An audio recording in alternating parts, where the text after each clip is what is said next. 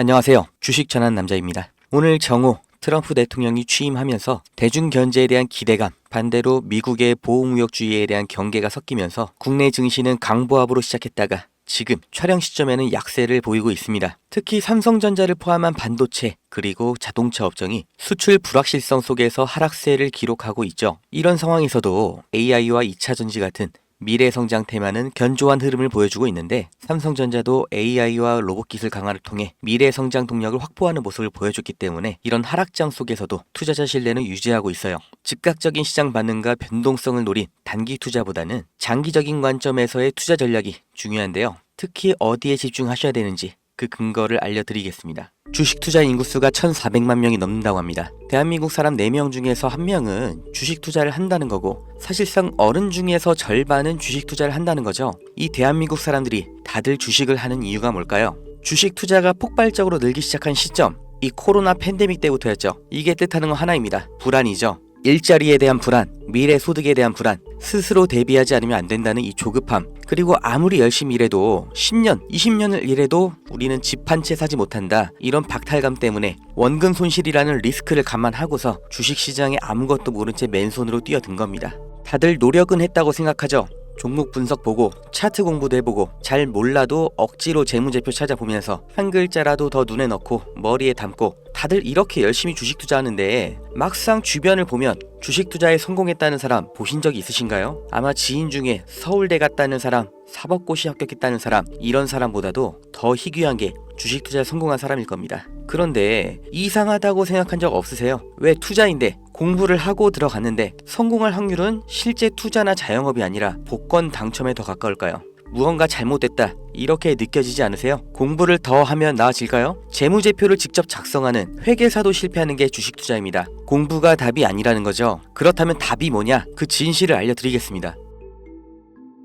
구독자님들, 노력을 안 해서 공부가 부족해서 내가 욕심을 크게 부려서 그래서 주식 투자에 실패한 게 아니에요. 잘못을 해서 실패한 게 아니란 말이에요. 애초에 우리는 속고 있었어요. 이길 수가 없는 싸움판에 맨몸으로 내던져져서 나보다 강하고 무기도 갖고 있고 심지어 이 싸움을 준비하고 있던 누군가와 싸워야 했습니다. 이길 리가 없죠. 한두 명의 운 좋은 사람, 특별한 재능이 있는 그런 사람이 아니라 모든 사람이 다 희생자였을 뿐이에요. 그 범죄자가 누구냐? 코스피, 코스닥입니다. 우리가 아무리 공부하고 좋은 기업을 발굴하고 분석해도 장기 투자를 해도 의미가 없습니다. 이 물적 분할, 기업의 유망한 부분을 찢어서 새 회사로 다시 상장하는 거예요.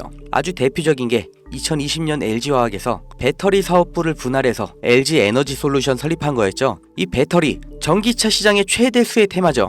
이 시기 가장 큰 주목을 받고 있었는데 이걸 믿고 LG화학에 투자했던 주주들, 배터리 사업부가 찢겨져 나갔을 때 어떤 보상을 받았나요? 똑같은 사례 대기업만 해도 줄줄이 있죠.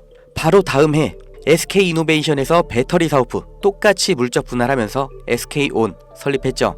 SK의 미래를 책임질 주요 사업인데 이걸 알고 미리 SK이노베이션에 투자한 통찰력 있는 똑똑한 주주는 배신을 당한 겁니다. 또 카카오톡이라는 메신저를 플랫폼으로 활용해서 카카오페이, 카카오뱅크 전부 성공을 시켰죠. 그런데 카카오페이, 카카오뱅크 각각 따로 물적 분할을 해버렸어요. 카카오의 주주들은 뭐가 된 거죠? 내가 갖고 있는 주식에서 가장 중요한 부분이 그냥 찢겨져 나간 거예요. 손해는 개미가 봤죠. 오너는 손해를 봤나요? 전혀 아니죠. 10,000원짜리 한 장이었던 게 1,000원짜리 10장이 됐을 뿐이에요. 오히려 나눠먹기, 돌려쓰기 더 편해진 거죠. 일반 주주들, 개미들만 일방적으로 당하는 겁니다. 어떻게 이렇게 뻔뻔하게 할 수가 있어요? 미국에서 이런 짓 하면 박살납니다. 미국 세법에 섹션 355라는 게 있습니다. 물적 분할의 조건을 다른 거예요. 여기 써있죠. 디스트리뷰션, 분할, 스탁, 주식과 증권을 나눌 때, 분할을 할 때 어떻게 해야 되냐? 실질적인 사업 목적이 따로 있어야 되고 최소 5년 이상 독립적으로 운영을 하고 있었어야 되고 자회사 80% 이상의 통제권을 갖고 있어야 되고 분할된 주식도 기존 주주들에게 공정하게 분배를 해야 된다. 이런 여러 가지 조건을 다 만족해야 돼요. 이걸 무시하고 그냥 물적 분할을 하면 바로 엄청난 세금 폭탄이 날아옵니다. 사실상 벌금을 내라는 거예요. 그러니까 미국의 기업들은 물적 분할할 때 아주 철저하게 기준에 맞춰서 하죠. 미국의 대표적인 기업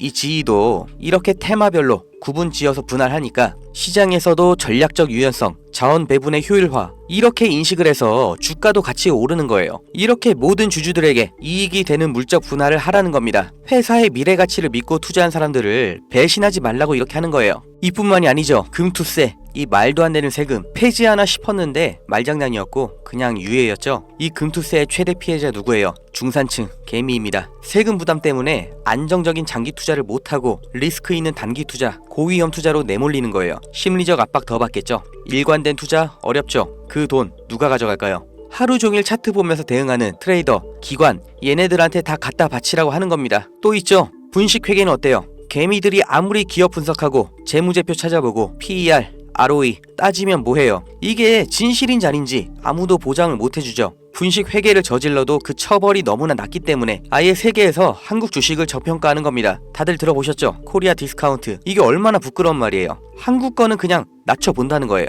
미국에서 엔론 사태 벌어졌을 때는 CEO가 24년형, 우리나라에서 대우 사태 때는 형 집행정지, 대통령 특별사면, 대한민국의 모든 상장 기업에 세력이 안 붙은 종목이 없다고 하죠. 저라도 돈이 많으면 주식으로 이렇게 장난치겠어요. 무조건 이기는 게임이잖아요. 있는 사람, 가진 사람들끼리 알아서 판 짜서 해먹고 개미들은 아무리 노력해도 결국 당할 수밖에 없는 이 불합리한 콜로세움, 이게 코스피, 코스닥의 정체입니다. 이 짜여진 판에서 개미가 혼자 준비해봤자 그냥 먹잇감이에요. 그럼 우리는 어떻게 해야 되냐? 그 답을 알려드리겠습니다. 들어오세요. 트럼프가 당선 확정되고 제가 무슨 주식을 샀는지, 환율이 1450원 찍으면 제가 무슨 종목 들어갈 건지 이 안에서 다 보여드립니다. 증명은 제가 할 거고 눈으로 보시고 따라오시면 됩니다. 종목 빼가는 유료방 업자인지 구독자님 맞는지 문자로 확인만 할 거고요. 유료 아닙니다. 대가 없습니다. 가입 이런 거 절대 없어요. 그냥 여기 모이세요. 010-2290-8285 여기로 문자 집 이렇게 한 글자만 남겨주세요. 100만원으로 시작해서 집 한 채까지 가는 기적 보여드리겠습니다.